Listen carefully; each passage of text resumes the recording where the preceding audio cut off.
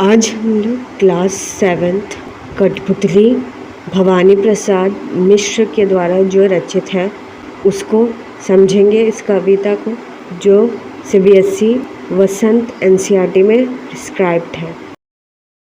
तो ये 3 पैराग्राफ्स दिए हुए हैं। सबसे पहले हम लोग पहला देखेंगे कि उसमें कवि क्या कहना चाहता है। कठपुतली गुस्से से उबली, बोली ये धागे क्यों है मेरे पीछे आगे, इन्हें तोड़ दो, मुझे मेरे पाँव पर छोड़ दो।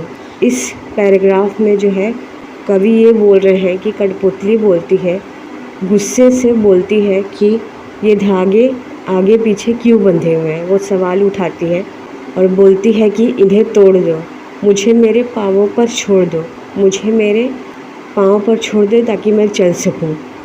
दूसरे पैराग्राफ में कवि जो है वो ये कह रहे हैं कि सुनकर बोली और कठपुतलियाँ कि हाँ बहुत दिन हुए हमें अपने मन के छंद छुए।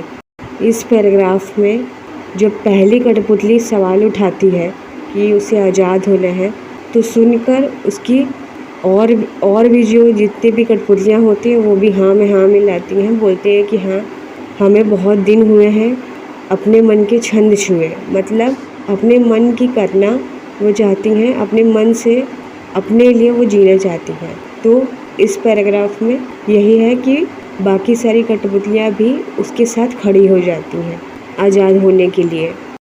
तीसरे पैराग्राफ में कठपुतली का कवि जो है वो ये कह रहे हैं कि मगर पहली कठपुतली सोचने लगी, ये कैसी इच्छा मेरे मन में जगी। इस पैराग्राफ में जो है जब पहली कठपुतली के साथ सब खड़ी हो जाती हैं तो पहली कठपुतली सोचने लगती है कि ये जो मैंने सवाल उठाया है, ये जो मुझे आज़ाद होना है, क्या वो सही है। तो वो सोचने लगती है। फिर वो कुछ सोच विचार करके जब उसके ऊपर ज़िम्मेदारी आ जाती है सबके लिए, तो वो ज़िम्मेदारी वो लेना नहीं चाहती है सबका, कि उसे स्वतंत्र होना है सबके साथ, क्योंकि उसे डर रहता है। तो इसीलिए वो ये सोच को जो है छोड़ देती है और ये अपने आप से ही पूछती है कि ये कैसी इच्छा मेरे मन में जगी।